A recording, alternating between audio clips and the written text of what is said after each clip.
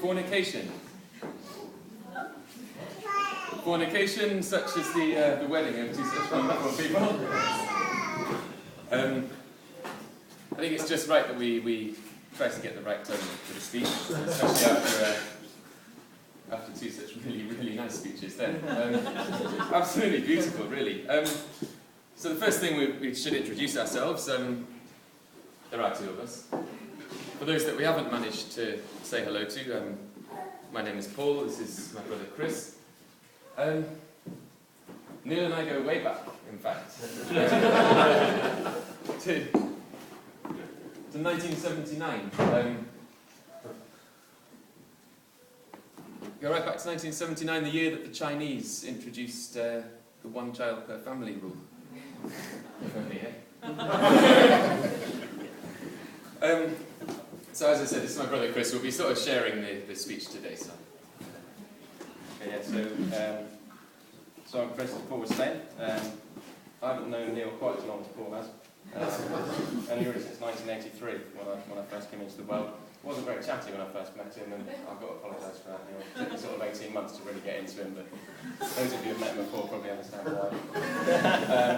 Wasn't really that forthcoming. So, as Laurie's already said, we just want to thank everyone for making the long journeys to be here as well.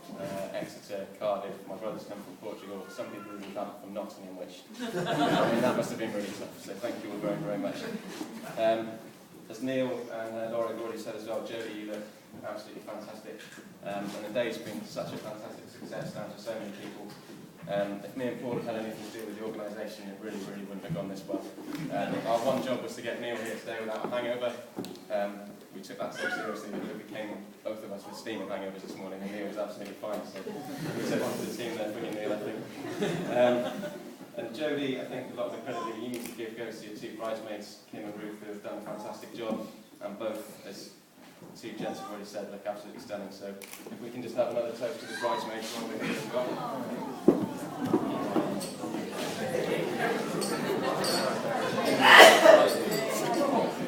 Right.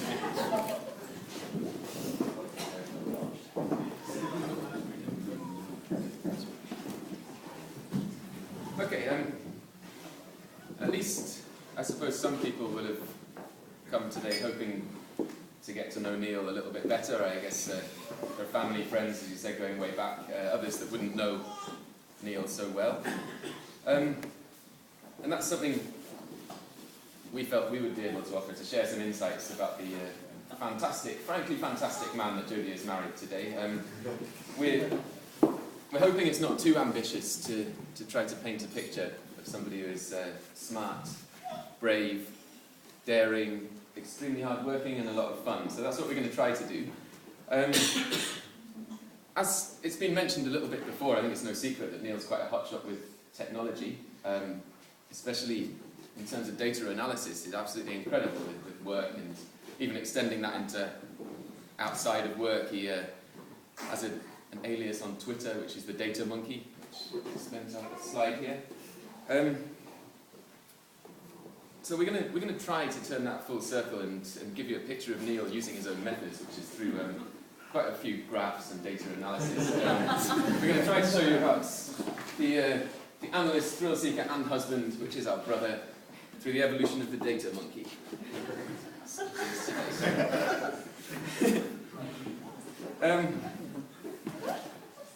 let's have a look at the first graph. I mean, on the bottom here you've got Neil's age. On the x-axis or the y-axis? On the y-axis, you've got rapidly sort of increasing numbers. So you're welcome to any shouts out as to what that could represent. Flat line pretty much until the age of 25, and then hotness. Hotness. He was a very good-looking baby. You'll see that in a bit. Hotness. It could be hotness. In fact, this graph represents Neil's average distance from the ground. As I think the table in the far left best know is extremely one of the adrenaline sports that he does like to participate in is paragliding. That explains the recent increase after the age of 25. It's sort of almost constantly, as you see on the Facebook profile and things, almost constantly in the air, in the Alps, the Himalayas. Fantastic stuff, videos and photos that we see. a little bit like that one. What's a little confusing about this is the slight blip before the age of 5. This is something that's recently come to our attention through our mum and dad, who showed us this picture of Neil's initial sort of steps in paragliding.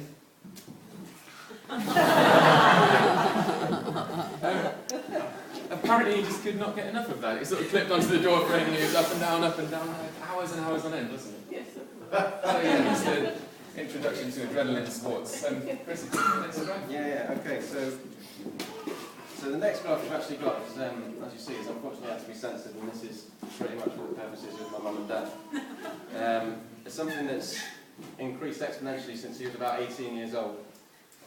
Anyone got any ideas what this might be?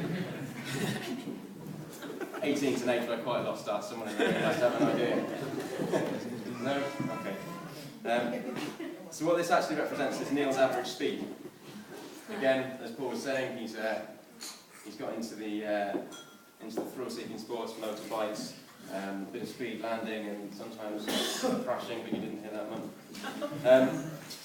He's obviously the eldest sibling, and he's got this illusion of responsibility and being, the sensible one of the three of us. But the majority of his best stories, unfortunately, start with "Don't tell mum and dad."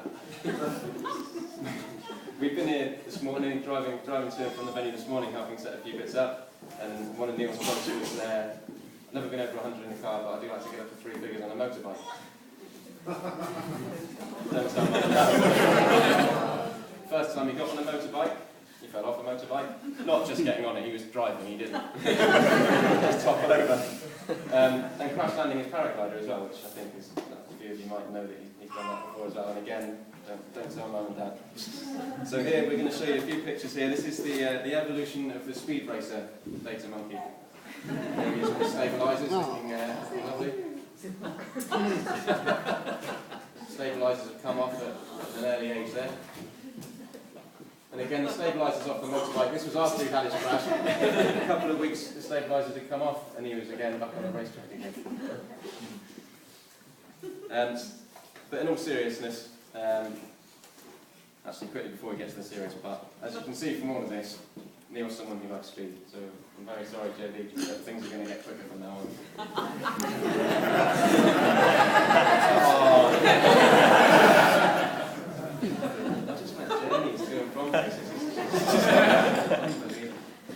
Okay, but in all seriousness, Neil's someone who's always been independent, brave, looks for excitement and new experiences, and he's not reckless. These are all accidents that we're talking about, and they don't happen that often.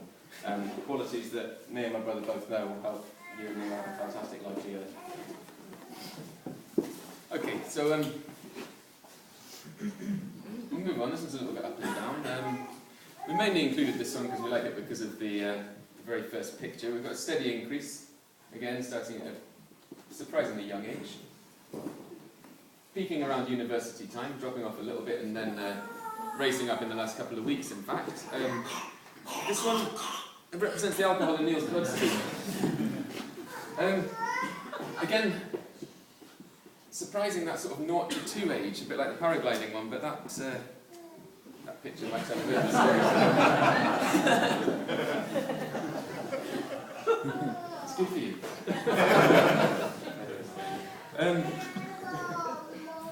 Then the recent spike, our brother is a very intelligent, responsible, hard-working guy, as we've said, and the recent spike is mainly correlation with the stag weekend a couple of weeks ago, which you can see there. Here's the steep. Also connected that recent peak to slightly irrational behaviour, such as falling asleep during games of poker, going all in and losing. Oh, this one's beautiful. I like this one, yeah. This one's a pie chart for a little bit of variety. There's a huge orange section, a very small blue section, and this one is to represent houseboat. Just before we go, it'd be interesting to see which way Neil, I think this is going to be cut, Neil. just out of curiosity, which way around do you think the orange and the blue are? JD both? Actually, it's not about Jodie, I'm sorry. The blue area represents the housework that you do, the orange area represents the housework that you create. Again, as always, got to thank my mum and dad for this wonderful amount of pictures that they've managed to dig up and scan. There's Neil creating some housework, creating some mayhem from an early age.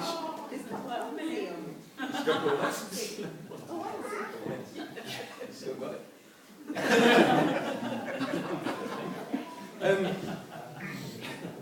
Now again, as we said, we're here really to talk up the positive qualities of a really, really good guy. So he's one of the most diligent, the most hard-working people that you could hope to meet. Unfortunately, Jodie, there is something about housework, and it started around the time of this picture, continued through my parents' favourite anecdote of the time that he smashed every plate in the house while doing the Cubs home help badge. True story, and it continues to the present day, so I guess housework just isn't a thing. Stick to what you get. Exactly, fair enough. Okay, so the final part of the presentation we've got is actually a child's family trait. Something that doesn't really kick in until our sort of late teens, early 20s. Some of us are further along than others. Any ideas what this one might be? Oh, I can't really see this. The blue area is work. The orange one, technology. Yellow, Exeter City Football Club, and the green one, paragliding conditions. Okay, so this one's actually in relation to hair. As you'll see by the next picture, it's causes of hair loss, grey hairs. As you can see from the first picture that Paul's about to put up, Neil started off with a lovely set. I mean, what more hair could you ask for? It's fantastic. Stresses of school, university, work, a short running career. It was long on the day, but it was short because it was only one day. It's led to hair loss, a little bit grey, a little bit of greying. But as you can see, this has happened to all of us. Hopefully, marriage to Jodie will slow this process down. A nice stress-free life with you, Jodie, will hopefully lead things to a slower process of greying and balding. Otherwise, the worst could happen and you could end up in New Orleans.